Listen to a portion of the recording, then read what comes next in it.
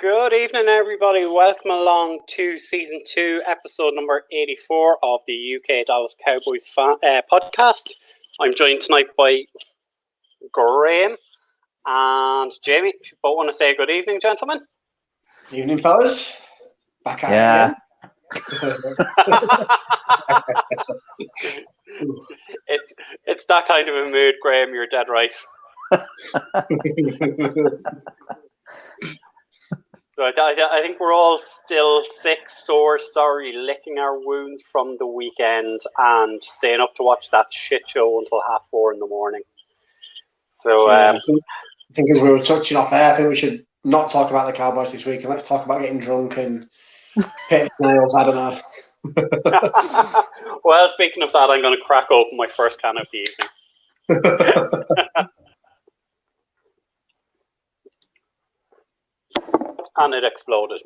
But how are you both doing, gentlemen? All right.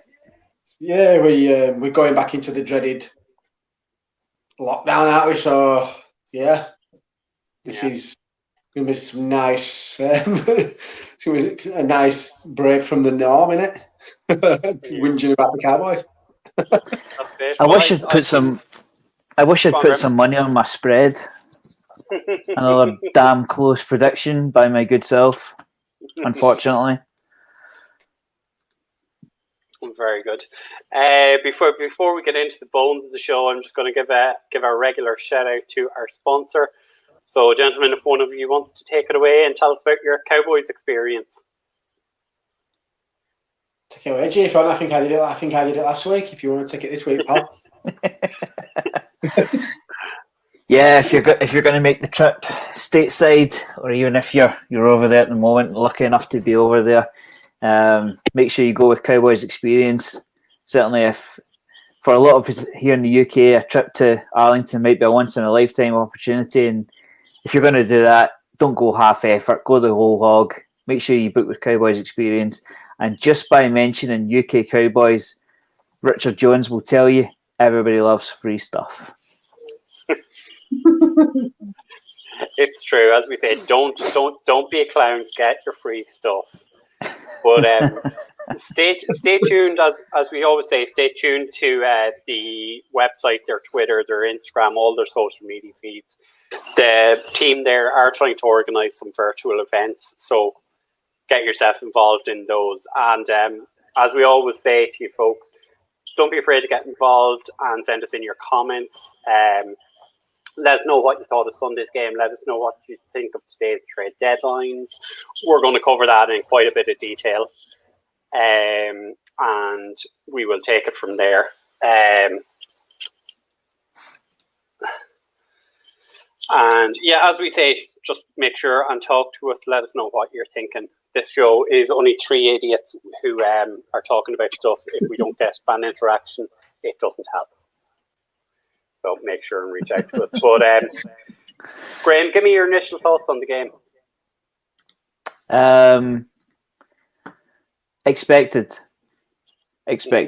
Well, with an asterisk though. I mean, when you get to half time and you think, hold on a minute, the Cowboys are leading at half time.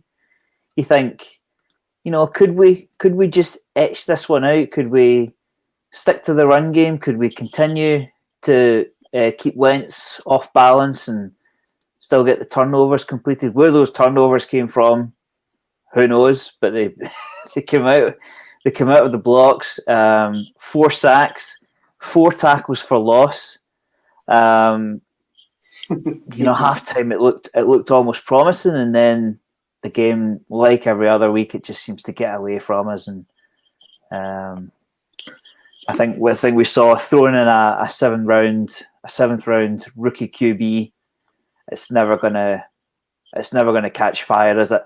In saying that, no interceptions, so at least he tried to look after the ball. I think there was a couple that hit the palms of Eagles corners, but there wasn't the kind of clinical "who was that to" kind of horror pass from DiNucci. We were in the red zone during the first quarter, I think it was, and I think it was Terence Steele gave up his defensive end pretty easily, and Danucci got the strip sack. So pocket presence could be a little bit better. Not the greatest arm, I don't think, but at least he'd ever turned the ball over with an interception. He did fumble a couple of times, but I'm going to give him a pass on one of them because it was from the blind side. But yeah, overall, expected. Right, exactly. So just 1 second. So Jamie, what were your own thoughts on things? Probably 3 ways. Cheers, Brian. I think probably three comments were probably something for me. The first one probably touches on what Graham just said. Probably expected in terms of 7th round rookie quarterback. Probably looks a little bit out of his depth at times, but what is he really expected to see the field this year? So I wasn't expecting him to light it up. In terms of defense, I'm going to use the word surprising. I think we've all given them a bit of stick over the last few weeks, and to be fair, they stepped up pretty well this week. Caused some turnovers, some good hits, got some interceptions, and just all around made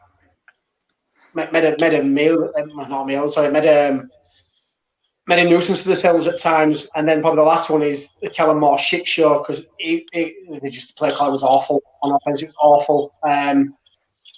Sadly for me, I think it's time for him to pack his bags and go. It's not good. Yeah, that's an interesting point you just made there, Jamie, in terms of Kellen Moore. I was kind of thinking of it during the game and didn't want to say it, but seeing as you've touched on it, I mean, we're a season and a half into the Kellen Moore offensive coordinator reign, and yes, you can give him the fact that the O-line is banged up and he doesn't have the starting tackles, and we'll touch on that later. But on Sunday night, did you feel there was too much trickeration, too many trick plays being brought out? And this goes to both of you. That there was too many quarterbacks in the coaching room who wanted to put in their little, fold into the playbook, and it just didn't work. Yeah, I think you've got to add something there every now and again, haven't you? You've got to try and catch the opposition defense on off guard now and again. And it just used it too many times, and that, correct me if I'm wrong here, but I think at one point did we not run the ball 7 times in a row? Now I know, don't get me wrong, Danucci's he's untested, but you've got to see what you've got in your quarterback, and that Eagles front seven has always been fairly good over the years, and it just didn't seem at times. We try to go too flashy instead of, do you know what I mean? Maybe first down or even on second down, get a run and try to get some yards and set Danucci up for some sort of play. Like you say, we've got the weapons on the outside. Why? But yeah, it was just awful. Like you say, we're 18 months into this. It's not happened. It's not worked. It's time for him to go for me. What about you, say, Brian? I mean, it's tough to take away a QB, 3 starting offensive linemen, if you include Travis Frederick, and then for Zeke to have a kind of wobble with fumbles and so on. But like Jamie says, there was one particular play that got. I think it was a 19-yard carry for CD Lamb after 2 laterals in the backfield. But there seemed to be an awful lot of lateral stuff. I'm just going to bring up the stat just now. The 2, 4, 6. The Eagles had 8 tackles for loss, not sacks. So they were getting to Pollard and Zeke, and they were getting to the ball carrier as well. Never mind the 4 sacks on Danucci. Yeah. So I mean, there was even a wildcat involved, and the wildcat's dead. Let's leave it alone. You just think Moore does not trust Danucci. I mean, obviously, you don't want to see your 7th rounder go in there and get killed, but one catch for Cook, Amari Cooper, one catch, 5 yards. He's better than that. Come on. I think we're one of them. With 3rd and 14, and they kind of did a bit of a trickery play. And I don't think CD Lamb apologies if it wasn't, and he got stuffed. It got stuffed in the backfield, and it was just like we've started throwing things like that out to in the game, and it started to get a little bit like what Garrett got towards the end of his, and it was like rather than kind of coming up with something a bit more creative on 3rd down, where Garrett would kind of run the ball up the middle to try and get a better position for a punt. No, I mean you've worked it a couple of times. Eventually, a defense is going to cotton on to what you do. Like you say, you don't want to get your QB killed, but. Do you know what I mean? Let's see what this kid's got. Obviously, they've seen something in him to draft him. Now let's see what he can do. Yeah, and I think that kind of feeds into another point, which I saw a lot of people giving out about at the weekend, and I especially during the game. I mean, Nick Eatman from Cowboys Media was going absolutely ballistic. He was saying that especially Terrence Steele, but also Cam Irving, that the 2 tackles were diabolical. They weren't giving Danucci any time. Is it time that we started maybe looking at going, right, the season's dead anyway. Why not try Connor Williams at left tackle, Zach Martin at right tackle, and then bring in Connor McGovern and Joe Looney in as guards? See, do you know, funny you should mention that, because somebody tweeted that. I think I think it's Colin McGovern's birthday today, isn't it? And somebody said, "Why is this guy not playing right guard at the minute?" Mm-hmm. Yeah, they obviously saw some, and I'm sure one of McGovern who he wasn't even was he not even interviewed already during the draft process, and they saw enough to say that we want this guy in. Put him in. Yeah. This offensive line has been awful since week 1. But like you said, the season's over. We might as well see what we've got and what we can shift in off season. Let's just let's ride it out. Graham, give us your thoughts and opinions on it. I mean, you can put lipstick on a goat, but it's still a goat. You know what I mean? Moving Martin to tackle, it only weakens the middle. Yeah. You know, they're going to get you one way or another. I mean, keep them where they're comfortable and try and, like you say, if we're going to find out what we've got, at least put them in the opportunity. You know, at least give them the best opportunity to kind of earn that jersey for next season. I seriously doubt either tackles will be around or be starters next year anyway. The left guard continues to evade us and mix us up, and we don't know what's happening. And Looney doesn't appear to be the player that we wanted him to be after the Beard left. So just keep things static, shall we say? I mean, if you've got Martin at right guard, at least he can talk to the centre. You know, putting him at tackle, you're almost putting him on an island. I get that he takes away a defensive end, but you know, it's almost as if he can affect the game more at guard, because he can help with the run stuff and the pass at the same time. I mean, there were situations where the Eagles were only rushing 4 and still getting there. Yeah, you know, you think somebody's got help. They've got a chip. They've got a double team. doesn't matter. The talent's just not there. Yeah, it's not there. Look, I think one of the big things on Sunday, and as you alluded to earlier about the 7 run plays in a row, a lot of that came off running Zach Martin at right guard, just running behind Zach. But maybe, and this is only my opinion, is maybe you could switch Connor Williams out to right tackle and bring Conor McGovern into the middle. That way you have an experienced guy at left tackle, rookie at left guard, rookie at centre, but you've Zach Martin there. And then you've Connor Williams, and you can just say, look, let's see how it goes. And potentially, if it works, you could move Lyle Collins back to left guard, where he was pretty good. I think it's worth a try, just for the fact that he seems to have not really found his feet a lot, as he Connor Williams, since he come into the league. And I know me and you, Brad, keep bounding on the Connor Williams drum with him coming from Texas, but yeah,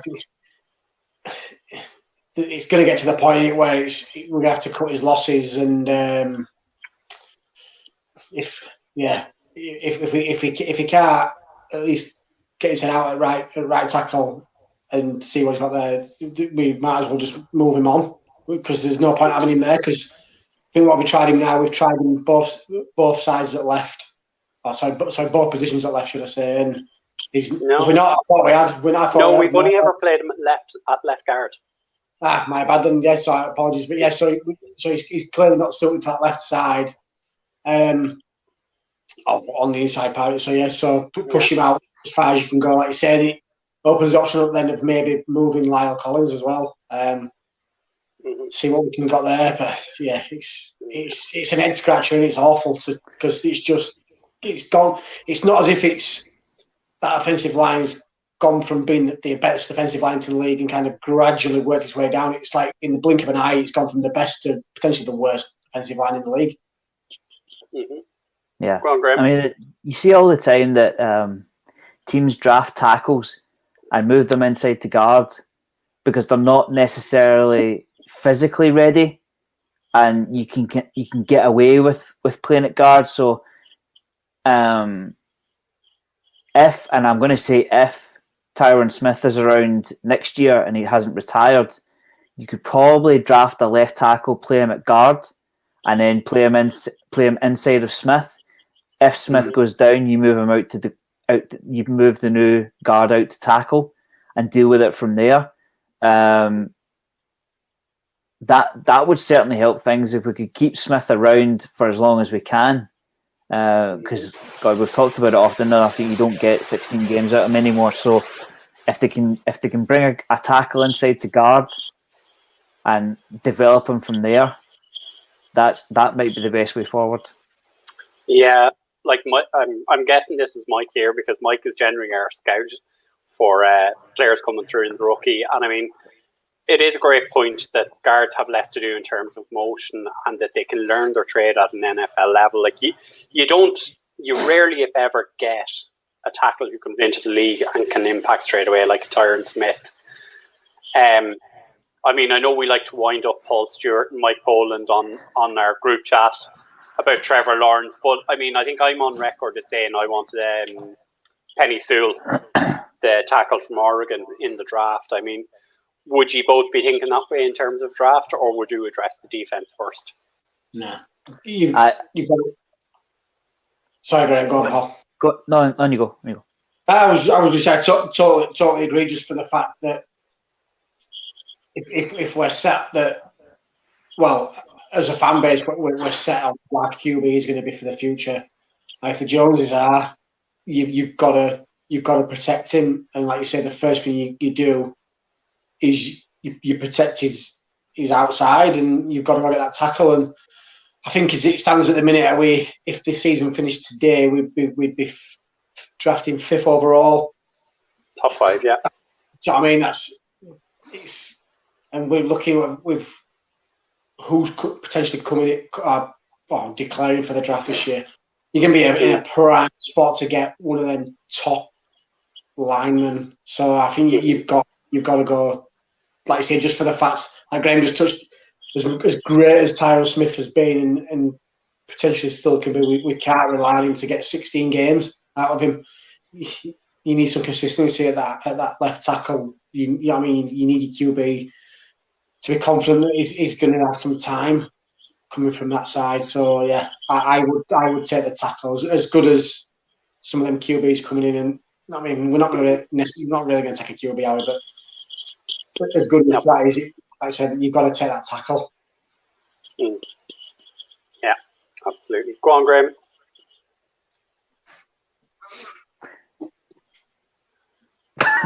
I mean, there's not really.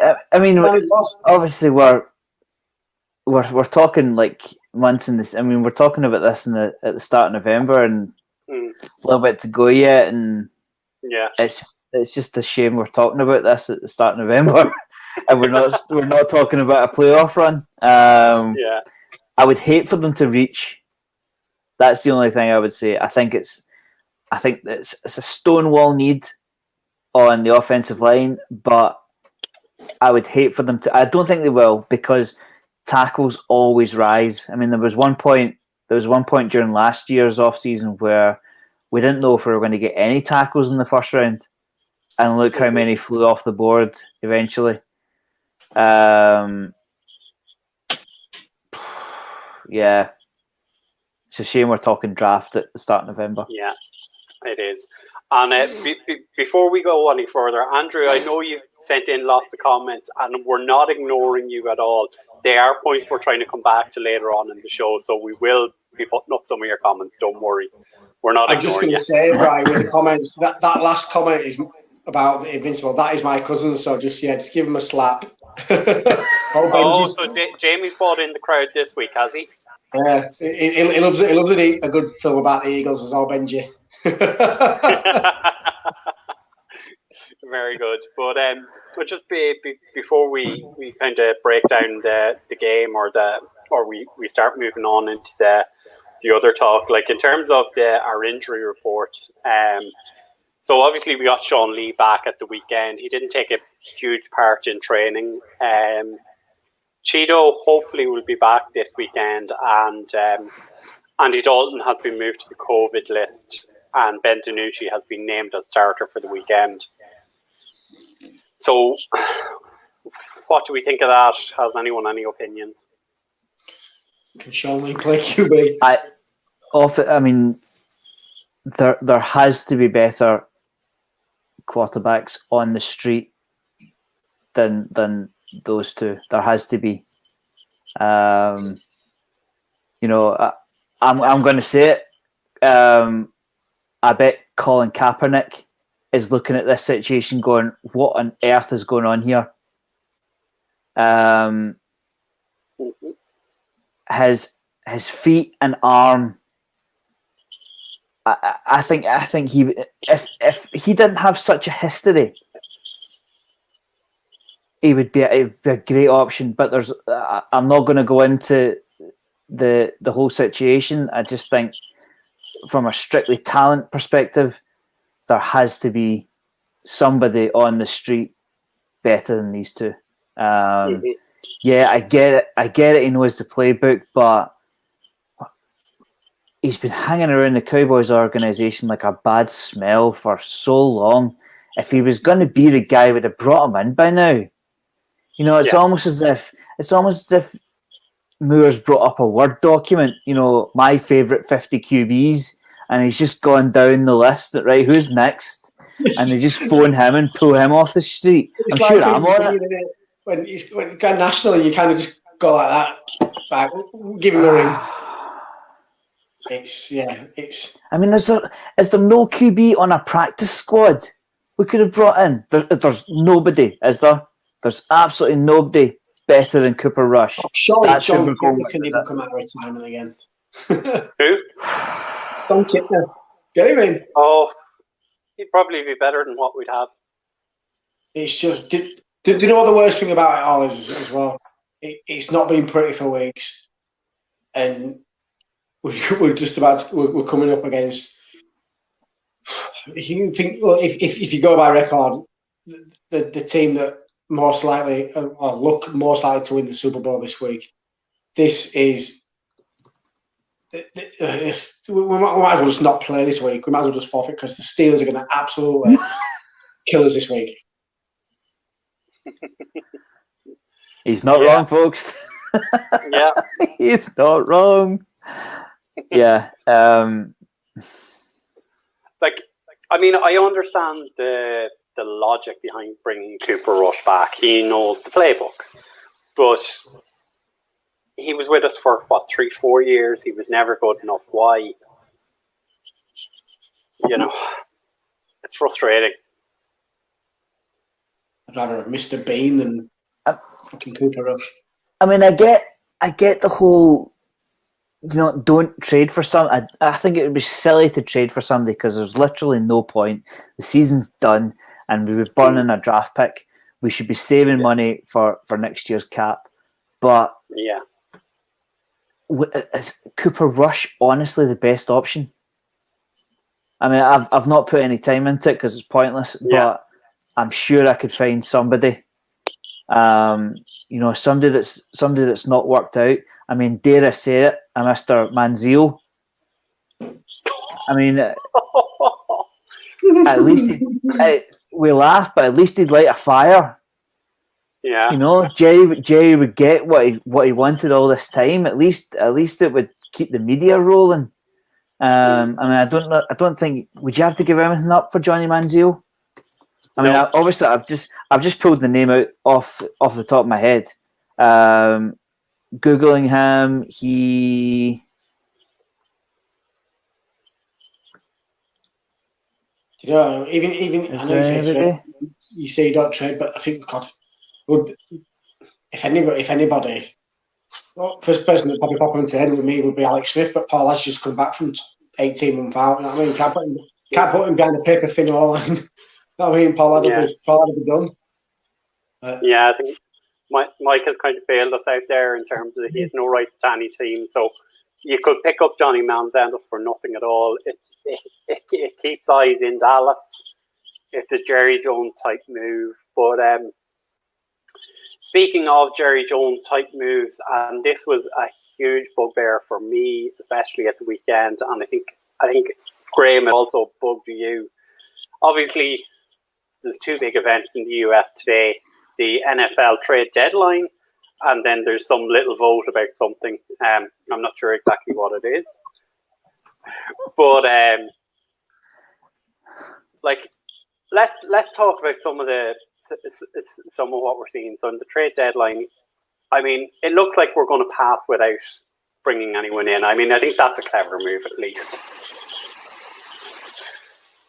Yeah, absolutely. No, I don't think they should be. I don't think they should be spending any capital, because right now, going into week 8 of the season, you're getting somebody else's cast off.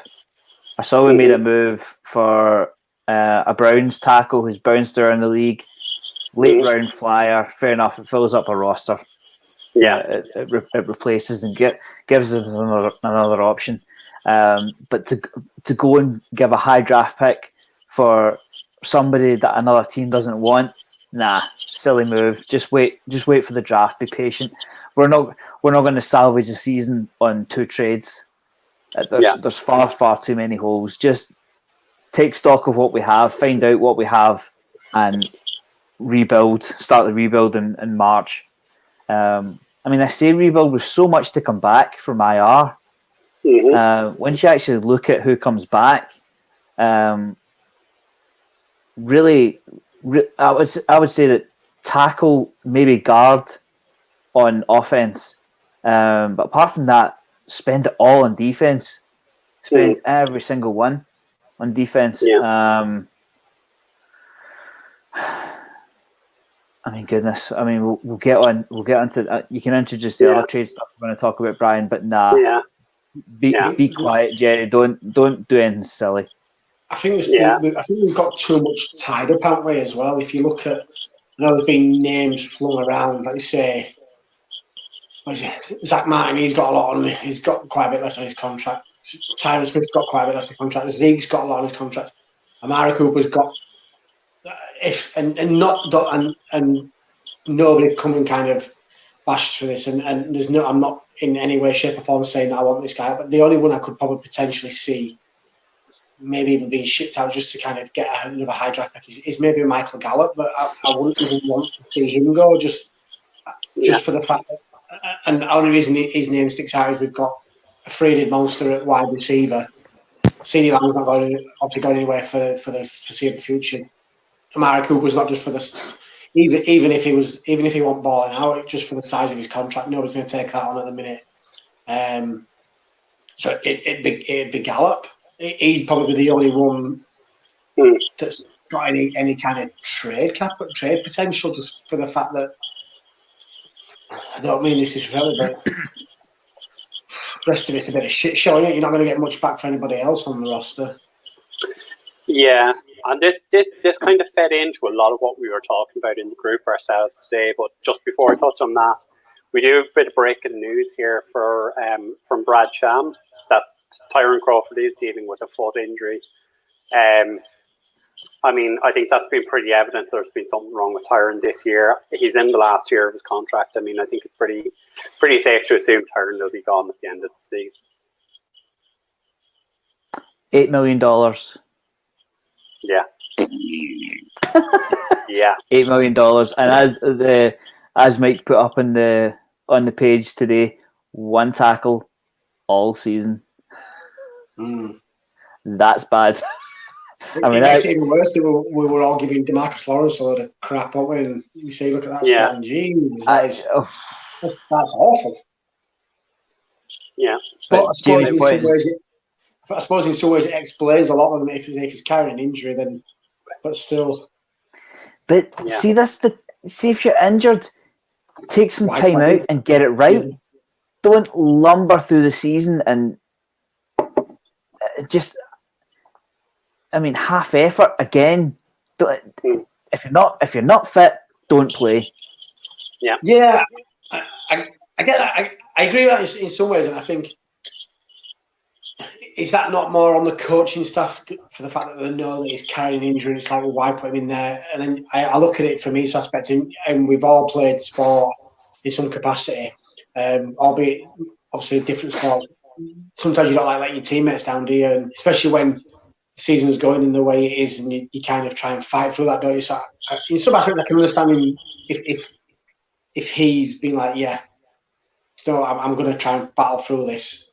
But if the coaches have known about it, then shame on them for knowing it and putting him in harm's way. Yeah, no, absolutely. It's a bit of a shit show.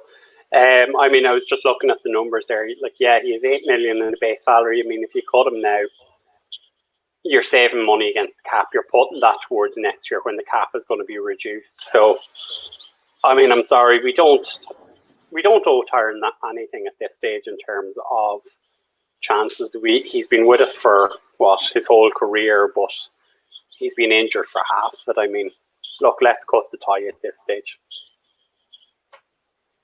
I'm desperate to move on to what else we were talking about, Brian. Let's do it. Okay, so a lot of what I was reading on Twitter on Sunday night was let's trade Zach, let's trade Zeke, let's trade DeMarcus Lawrence, let's trade Jalen Smith, get rid of them. I mean, do people not realise we have a huge cap liability for all of these guys?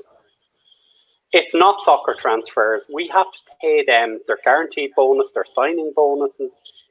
I think I looked today and it cost something like $60 million for us to cut or trade DeMarcus Lawrence. I mean, that kills us for years. Graham, you're shaking your head. I know you want to get going on this, so take it away. Right. I understand that the concept of the salary cap can be new for some fans. I get that, but we can forget all the talk about trading DeMarcus Lawrence, Amari Cooper, and Zeke Elliott. Mm-hmm. Because if you want to sign Dak Prescott next year, you don't have the cap space. You have to pay. The team that gives out the contract has to honour the guaranteed money in that contract. to get rid of. I did the sums thanks to overthecap.com for these numbers. But if you were to trade a Mari Cooper and a Zeke Elliott, it would cost you $52 million next season with no player to show for it. Not only that, if you did that, you'd have to say you got 2 second-round picks, because you're not getting first-round picks for them. I'll guarantee you that. You're not getting first-round picks because they've got more years on the clock and we're not playing well just now. So you've got a lesser player for less money and you've still got all this dead cap to deal with. So there's literally, when you hand out deals like that, you're committed. It's not like you can stick them on a transfer list and see what offers come in and then just be rid of them. I understand that the concept of the cap is new to a lot of people, but it's simply not going to happen. Whether you like the three of them, love the three of them, or hate the three of them, they are Cowboys for, I guarantee you, the next 2 seasons at least. Because that's how the guaranteed money works. That's why players sign these long contracts before they hit training camp, because if they know that if they blow out their knee in the first week of training camp, they have all that guaranteed money coming their way. There's no kind of get out clause unless it's written into the contract where the team can give up a certain amount of money. But that's why they call it guaranteed money, because it is guaranteed. When they talk about, say you take, off the top of my head, say you take Lawrence's deal. I think Lawrence was Lawrence 60 million in guarantees and 100 over 5. That money is guaranteed to DeMarcus Lawrence at some point in his career. It might be spread out. It might be 20 up front and the rest spread over the contract, but it is guaranteed. So what you're effectively doing is you're giving that contract to another team, but keeping the guaranteed money on your salary cap. So somebody else would get DeMarcus Lawrence for, say, $10 million a year. Yeah. It would work wonders for their cap. Their cap looks great, but our cap looks horrendous. And you're only going to get a second-round pick for him anyway. So whether you love him or loathe him, he's here to stay.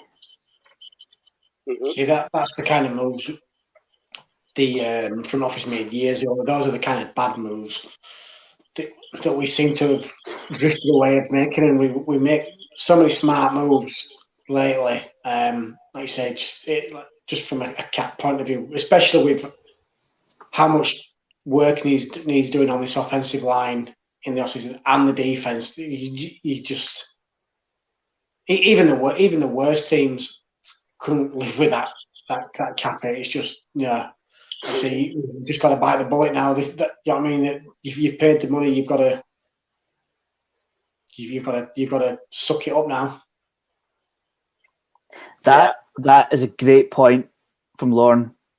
Every time it comes out, the Cowboys have restructured X. The Cowboys have restructured Y. What they're basically doing is pushing money down the line. So Tyron Smith maybe will have only had, say, just for argument's sake, say he had $20 million across his whole contract. Every time they restructured his deal, they pushed 2, 3, 5 million further down the line. To make money for the here and now, but it's not free money because you're going to have to pay for it sooner or later. Didn't they do a lot of that with Tony as well? Yeah. Sorry? Yeah. His deals always look really good, but they just pushed a shitload of money back and they ended up on a huge contract towards the end of his career. I mean, it's fine if you've got a 22-year-old on an 8-year contract, and you know he's going to play extremely well for those 8 years. That's fine. You're not paying him any more or any less. You're just guaranteeing it to him. You're effectively saying, right, we're gonna give you this money. That's why players love it. I mean, I've never seen a player turn down a restructure of a contract because he's effectively getting that money now to count further down the line. So he could blow out his knee, he could tear an ACL or something along those lines. But that money's already in his pocket. Yeah.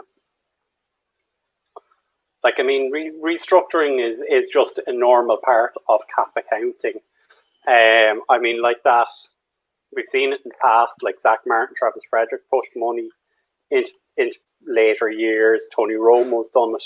I mean, that's all part of the normal cap that we do. I mean, Stephen Jones, I saw an awful lot of people taking swings this weekend at the Jones family and that they're not doing anything for this club. Stephen Jones is rightly regarded as one of the best cap managers in the league in terms of what he's done. As you alluded to, I think, Graham, a few minutes ago, with Jamie, that we've actually managed to get ourselves out of cap hell in recent years, that we now have a manageable number. We have money saved up for next year that we can push to next year. We can carry it over. That it will cost us less in 2021, that we can afford the contract. It will give us room to re-sign Dak. It will give us room to bring in some players if we need. I mean, go on, Graham. Like for instance, here's an example of good cap management. Like for instance, if you look up, again, according to overthecap.com, if you look up Zeke Elliott's contract, he has $2.6 million in guarantees for the last 3 years. So you could effectively cut Zeke with 2 years left on his contract, and you would save every single dollar. That's good cap management, because you're effectively saying, right, Zeke, we're going to free up some money here. We're going to give you some guaranteed money further down the line, and it allows us to go and get player X, if you know what I mean, for now. I mean, they talk about these huge deals, but you could effectively, at any point, the Cowboys could wipe $31.4 million off of Zeke's deal.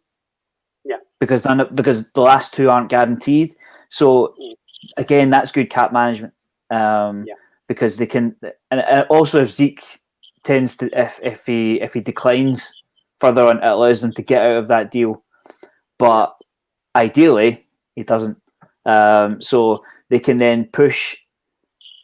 So they reduce his base salary. Say, just for instance, like in 2022, a base salary of $12.4 million. They could effectively wipe that from the cap and put it on to 2025 and 2026. Now that would push his number up, but that effectively creates $12 million in 2022 for us to go and hopefully on another Super Bowl run. But again, if the player declines, you've got all this dead money to deal with further down the line. That's where Lauren's point comes in. Yeah. I mean, Paul's made a good point there again, in terms of, like, as a fan base, a lot of us like to point the finger. You know, I mean, it's an easy thing to turn around and say, Jerry Jones, Stephen Jones, it's your fault. But I mean, Jamie, what do you think on that? I mean,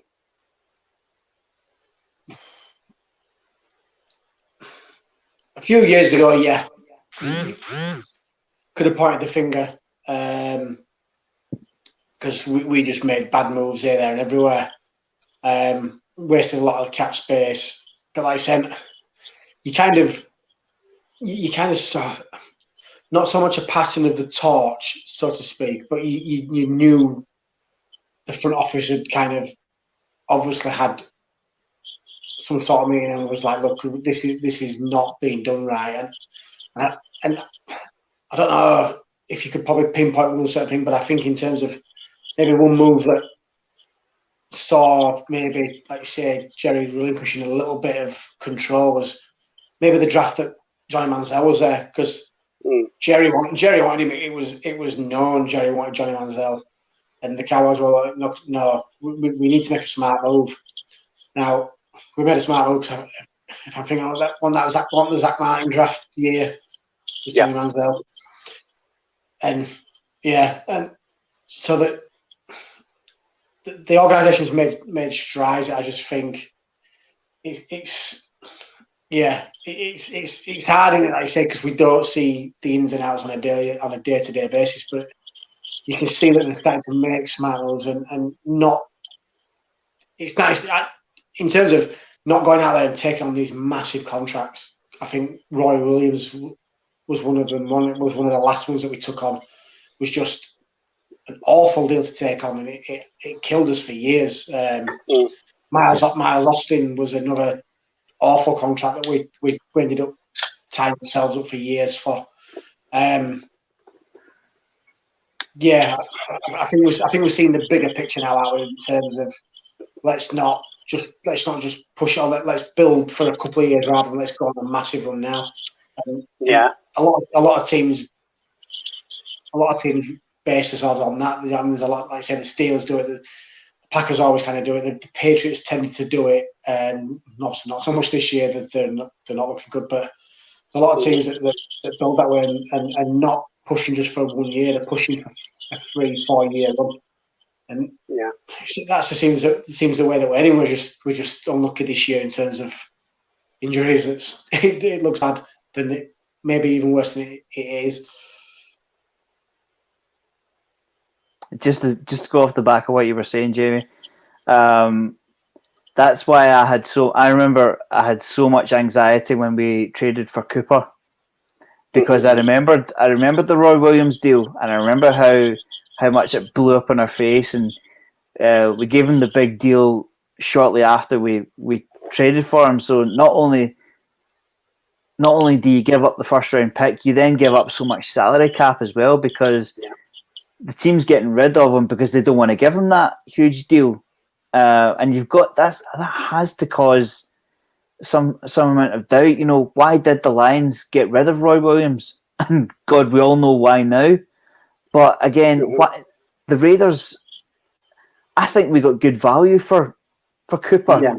With Cooper, it was simply just a case of it didn't connect. But with Roy Williams, I think the Lions were ready to be rid of him. And at least we got a few years of Coop before we gave him the big deal. I think the worst thing about that Roy Williams deal as well, sorry, Graham, was that we give up so much and we could have had Megatron instead. Oh God, yeah.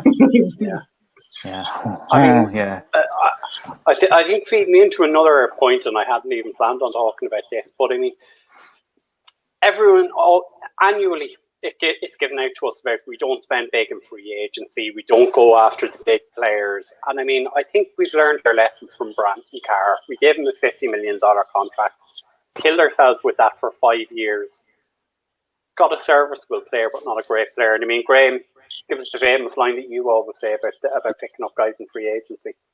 Why are they free agents? Yeah. Why are they free? Yeah. Why did the team let them walk out the door? Why did they not fling Why did they not fling a tender at them? Yeah. Maybe not even the franchise tag. Why didn't they put a first round, second round tender on them? They let them walk, and they let them walk for a reason. Yeah. I would say a small percentage is salary cap. Like you found that with we couldn't afford Byron Jones. We simply could not afford them, and that is why the Michael Gallup trade talk will not go away. I mean, but that trade talk will not stop until the deadline's over, because at the moment Michael Gallup is a potential first round receiver with 1 year left on his contract after this season. So either get him signed or get him traded, because you've got a valuable commodity there. I mean, it's like going into a car dealership and buying a Lamborghini and using that Lamborghini for 4 years, and then just one day parking at the side of a motorway, leaving the keys in it, and walking away. You're not getting any You're not getting any value for that Lamborghini. You're not trading it in. You're not swapping it for something. You're simply just leaving a Lamborghini at the side of the road and forgetting all about it. Yeah. I mean, at least if they're not going to extend Gallup, which I don't think they can afford to do, at least get something for him. And not just. I mean, We don't want Byron Jones 2.0 where he just simply walks out the door. It's so frustrating, especially when we spent. I think we spent good capital. Was it a second round pick we spent on Michael Gallup? Third round. We certainly spent a first on Byron Jones. No return, and it's silly. It does my head in. Yeah. I mean, the line I was trying to think, and maybe it's Stephen Jones' line, is that, you know, you get good players on great player money and average players on shit players on average money. You know, I mean, I think that says it all. But I mean, Jamie, give us an opinion. Give us your thoughts on that.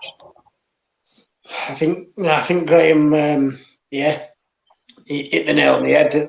And as much as we love, like I say, we love Michael Gallup, can we really afford to? Because I think what's America is about £18 million a year, and can we really afford to pay Michael Gallup anything close to that, knowing that eventually in a couple of years, if CD Lamb produces what he's producing now, is expected to produce that, you can essentially then have 3 wide receivers on $18 million a year. It's just not cap savvy. And like I mentioned earlier, he's the only one that's probably got any trade value. Like I say, you could put him on. You could put him on 28 rosters, and he'd be the number one receiver on that number one receiver on at least 28 rosters. As much as we want to see him go, you potentially risk letting him walk for nothing, and not really getting anything out of him. I mean, in terms of, it's been great numbers wise, but we play this game to win a Super Bowl. We got some good years out of Michael Gallup, and we didn't get what we really should have got out of him in terms of all them yards didn't get us anywhere. So you kind of cut your losses, and like I say, then you're saving what a push. If you sign him, say 12 million, that 12 million could help the secondary next year and for years to come. It's just that this is the tough part of the game, and I think it always scares me. I think we touched on it a few weeks ago. It kind of always scares me when it comes to contract year. Yeah, Gallup is a exception to that. Amari Cooper was probably an exception to that as well. But probably 7-8 times out of 10, these players play contract year, get their money, and play like a sack of shit for the next few years. Which is true. And not just the Cowboys. We've seen it around the league.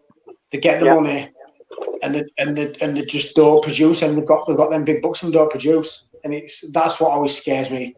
Like I say, you end up paying someone, and that's when you get yourself into cap hell. Then, because like I say, you pay someone. Like look at Miles Austin. Say we'll use him as an example. He was pretty much an unknown. Came in his contract year, absolutely ball the hell out of his contract year. Got a massive deal. We were stuck in, and I think we put it a 5-year deal, and he was on mega money, and we cut his losses after 2 years. And it's just, and like you say, we touched back on what we've just been on about the front office. Front office don't tend to make these kind of moves anymore. They're more savvy and more cap smart now. But it's just I'm glad we're not the ones making the decision. Yeah. I mean, in terms of recent, I'm going to feed this directly into you, Graham. In terms of guys we've signed recently, like DeMarcus Lawrence, prime example of a guy who balled out on the franchise tag and hasn't been great since. I mean, in recent memory, the worst I can think of is Albert Hainsworth. Think of the money the Redskins gave Albert Hainsworth, and he was an absolute dud. He had so much indigestion from eating all that money. Yeah, once they get their deal, the foot comes right off the gas. Sometimes you can flip it the other way, can't you? As well, because you look at it and we all are still going to go. Anthony Hitchens balled out his contract year, and it priced himself out of being able to stay with us. But he's still gone off, and he's still played at a decent enough level. But that's the rare occasion it happens to me. But like I say, the Albert Ainsworth one, my God, that was an awful deal. Paul's just made a comment there that the trade deadline has now passed. You can just see Paul hammering the Cowboys Twitter account. Just refresh, just to see. But I mean, that's a scary comment. Brian, I'll let you take that one. That's frightening. Do you know when it flipped up, I thought it actually said Jason Garrett were going to start then. God, yeah. Two boys there. I mean, like, I'm dumbfounded. I'm absolutely dumbfounded now that this is the third different quarterback who has suggested it could play this weekend. I mean, my God, shut up, don't talk about anything, and just let Danucci play. You know, the guy's a 7th round draft pick.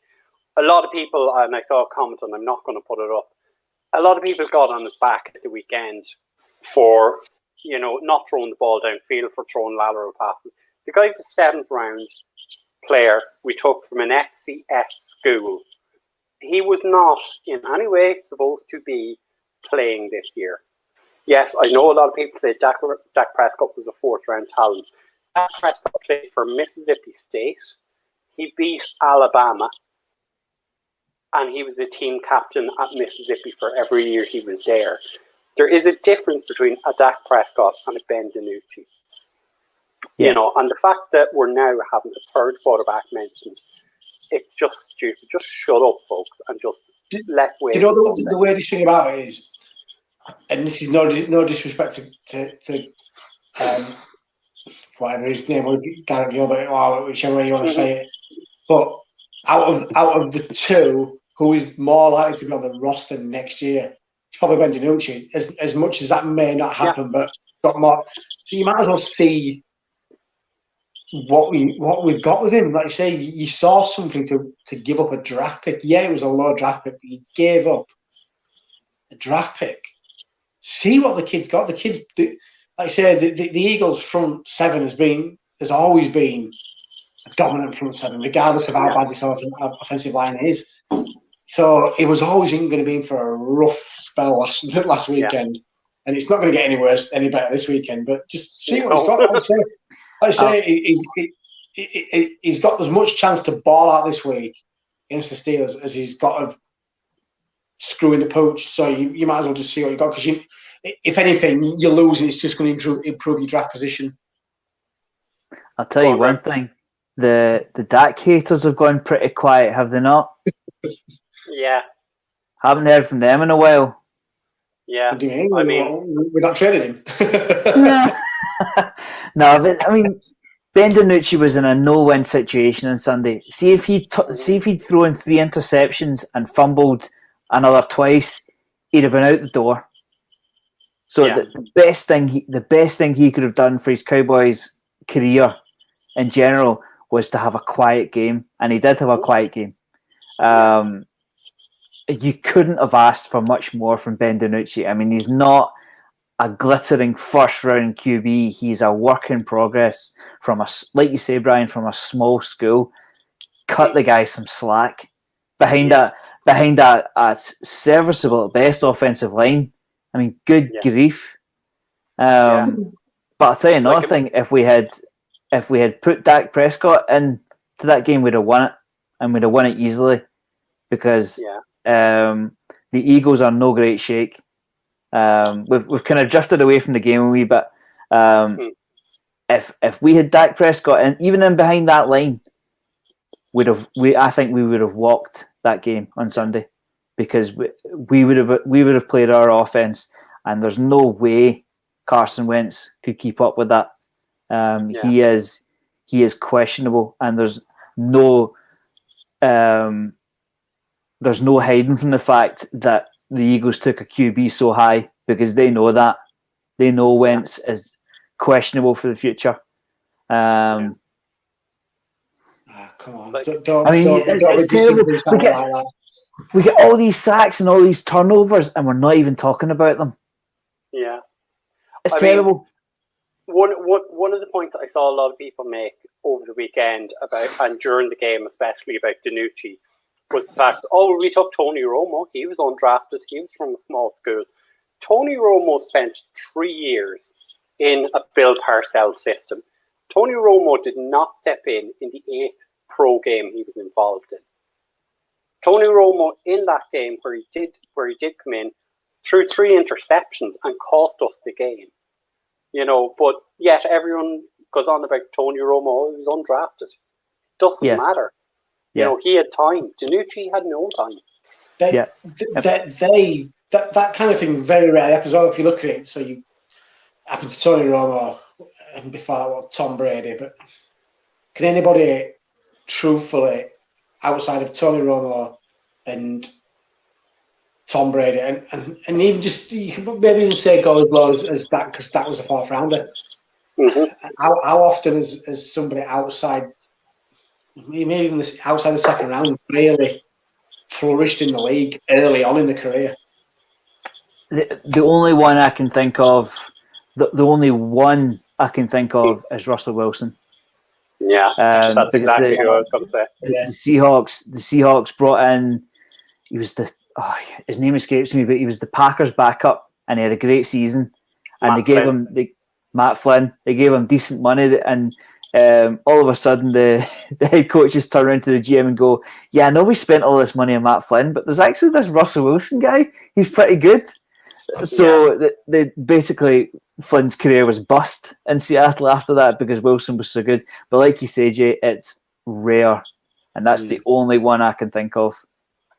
Yeah. I didn't believe I forgot him because he's one of my favourite players outside the Cowboys as well. But I mean, it just goes to show. I mean, every time I see a comment, just draft a QB, just draft one. It's not that easy. Yeah, I'm trying to find a point here. And look, let's just touch on the game slightly. And this was a good point that I saw.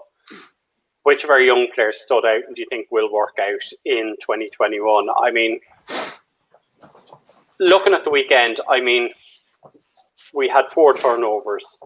3 of them were from our secondary. Donovan Wilson with a tackle, a forced fumble.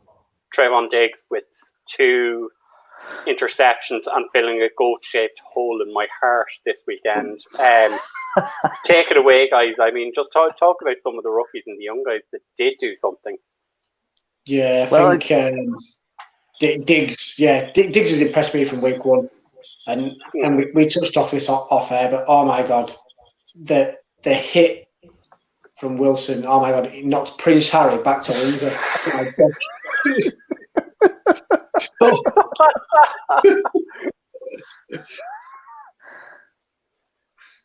Go on, Gral. I think that's all I needed to say. I think. I mean, he did get on Diggs. He did get burned. He did get burned for a touchdown, I remember. But he could possibly be our best cornerback this season, and that's where I go back to the potential of trading Michael Gallup. I mean, obviously it's not going to be this year. We've like Paul said, we've passed the trade deadline. But see if you got a 2nd round pick for Michael Gallup, you could address the balance across the team a little bit. That could be another Trayvon Diggs. So, like I've said all season, there is only one ball, and if you've got 3 receivers, only one of them can catch the ball. Whereas, if we address the balance a little bit, got good value for Gallup, we could get another corner. Doesn't have to be a 1st round like we saw with Diggs. It could be a 2nd, early 3rd. We could easily get another starter and start to address the balance of the ball a little bit more across the team. Like going back to that question, I wouldn't expect to see the tackles. Tyler Biadasz has a long way to go. Not beating around the bush in that one, but we knew that. Yeah. We knew that, throwing him into the deep end. Wouldn't surprise me if Williams or McGovern weren't here next year. Bradley and I hasn't got off the ground. Hopefully we'll see more of Gallimore. Shout out to Paul. Hopefully we'll see more of Gallimore. I know you mentioned Diggs could potentially be the rookie of the year, but for me, how I always played, it could be the defensive player of the year for us. He's been head and shoulders above the rest this year, and he hasn't looked like a rookie at all. Yeah, like go on, Graham. See, when you go back to, like, we always say that the Joneses of late, the Joneses draft well. Let's face it, they've knocked it out of the park with CeeDee Lamb, slam dunk first round pick. Is he required is another question, but talent wise, as opposed to the value, absolutely brilliant selection. Diggs again, great value. Was Gallimore the third round? Gallimore was third rounder, yeah. We'll see what we've got in Gallimore. After that, we all know it becomes sketchy. I mean, their fourth rounders are later for a reason. They're a work in progress, so you can't really judge. The only recent selection they've kind of broken down on is Taco Charlton, but I think we realised pretty soon that Taco was a reach, and lo and behold, he's on the Chiefs now, staring at a Super Bowl. But that's the way it works. That's the way it goes. So you touched on it, and you say like that we all been saying as well that Gallup would be pretty much the steal of the draft, but Diggs to me is pushing that as well, because a lot of people had him going mid first round, and he's playing well above where he was drafted. Definitely, like you say. What was he maybe, Brian? I say what game he made. I can't remember. Was he maybe the second, third highest rated corner in the draft, if not higher, if not even the first? I say he had a really high draft grade, didn't he? In terms of the draft, he was the 6th or 7th corner taken. I mean, yeah. Oh, sorry, his ranking, pre-draft ranking. Sorry, apologies. Was it? It was still pretty low. Like, I mean, there was CJ Henderson was ahead of him. Jeff Okuda was ahead of him. There are two that I remember immediately. But I mean, you also had Damon Arnett went ahead of him. AJ Terrell went ahead of him. There are four I can remember off the top of my head. Shit, I need to brush up on my drafting links. I mean, sorry. Like, whenever I've heard Jeff Okuda looks like a bust. I mean, I haven't watched much of the Lions, but whenever I've heard in highlights on NFL.com that they're not pleased with Jeff Okuda. So it just goes to show the draft is by no way a foregone conclusion. Like, in the comments, Andrew Valenti suggested, we should have taken TJ Watt, but what the front office have to deal with, I think this is during the Taco Charlton year. It was. What the front office had to deal with, I mean, off the field issues as well. I mean, what's a player going to be like when you hand him $20 million? Because he's never had $20 million before. He's always just had the kind of the big status on campus. He's not had the flash car parked in the driveway in the 6-bedroom house and so on. So the draft is by no way set in stone for talent. No. I think a lot of things with him coming in the draft as well. Sorry, Brian, was we get that draft year. We desperately needed ending it, and I think the take up on TJ Watt was that he wasn't used to play with his hands in the dirt, and that's what the Cowboys needed. And lo and behold, he's proved he can do that. But like you say, you just don't know, do you? And like you say, just kind of touching back on Okuda, I always look at it in a different way sometimes. That he's obviously in the wrong.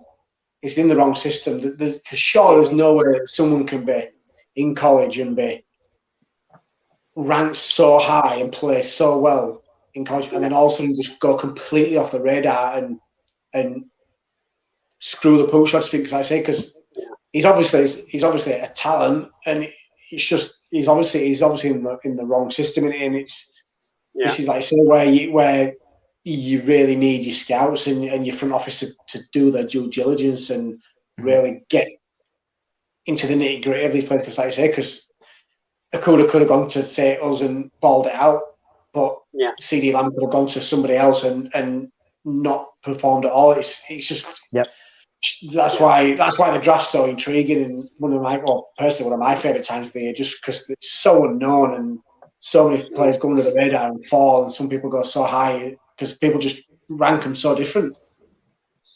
Well, you won't have to wait long on draft night, Jay. Because we'll be up pretty soon. Oh yeah. I mean, to be fair, I think Jamie, you covered the 2 points I really want to make in terms of the TJ Watt thing.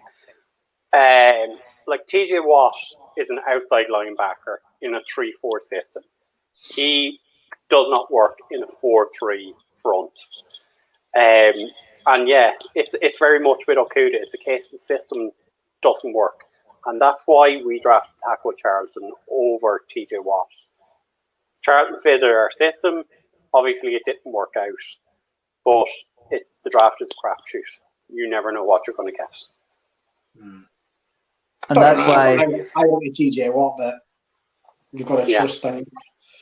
I mean, that we go back to a point we made earlier on the show. I mean, trade Lawrence, trade Zeke, trade Coop. I mean, fair enough. You get the draft pick in. Is the draft pick going to work out? I mean, do you know that? No. And then you're still left with all this dead money? Nah. Yeah. And then you just to flip on what you said there as well, Graham, especially with what you would hope you would get in return for these players, but the teams that are going to trade for these players are playoff teams that want to just give the roster a little bit more of a freshen up for the playoffs. So you could get, just using this as not that you would potentially get it, but you could get a first round pick and a second round pick for Zeke. But with how low them picks are going to be, they're essentially going to be second round and third round picks, because then teams, if that team was, I'm trying to think who's the Vikings. This year. The Vikings are so polished here that the Vikings are not going to trade for Ezekiel Elliott. So you're not going to get a top 5 first round pick back for him. So you're damned if you do, you're damned if you don't, anyway. Like I say, because you're screwed because you've got all that money to then pay off for all these years. But do you really want to give up a blue chip running back for pick 36, essentially, what it would be?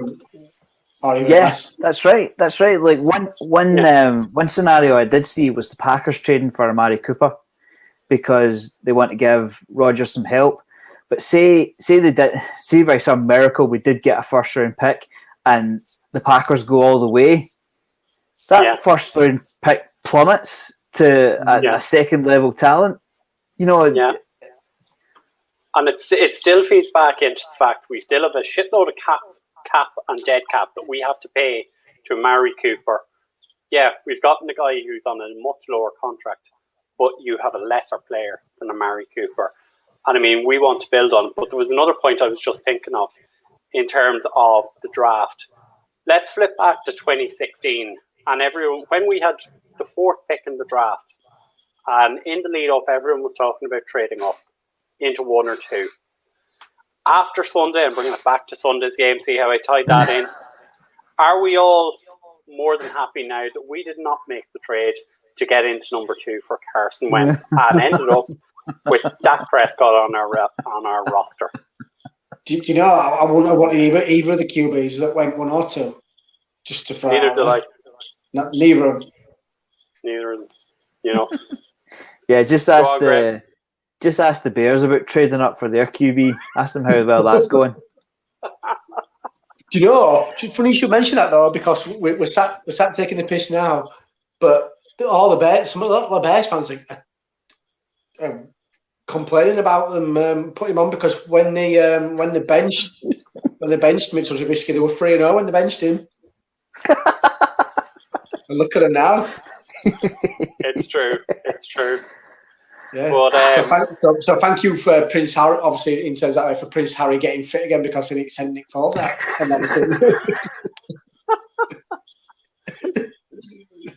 And wrapping up on that bright spot, Graham, I'm going to throw it over to you to give a shout out to a sponsor before we finish up. Yeah, Cowboys experience. Go the whole hog. Treat yourself. And as Rich said earlier on in the comments, everybody loves free stuff. You never know. You might get to meet somebody before he gets traded.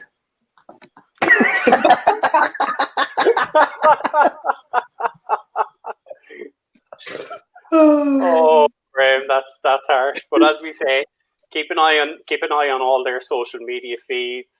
And speaking of social media, don't forget to follow us on Facebook, on Twitter, on Instagram.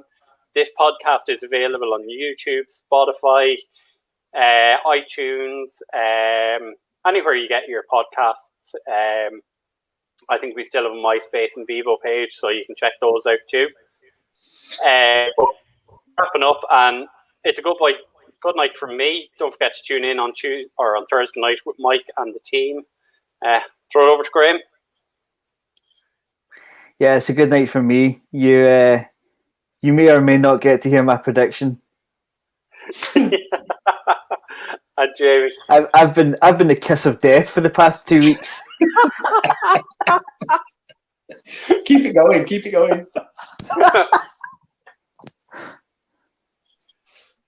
Jay, if you want to say good night. Yeah, good night to you two. Good night to everybody for watching. Thank you for tuning in. And I'm off to either to go up with some more beer or I'm off to bed.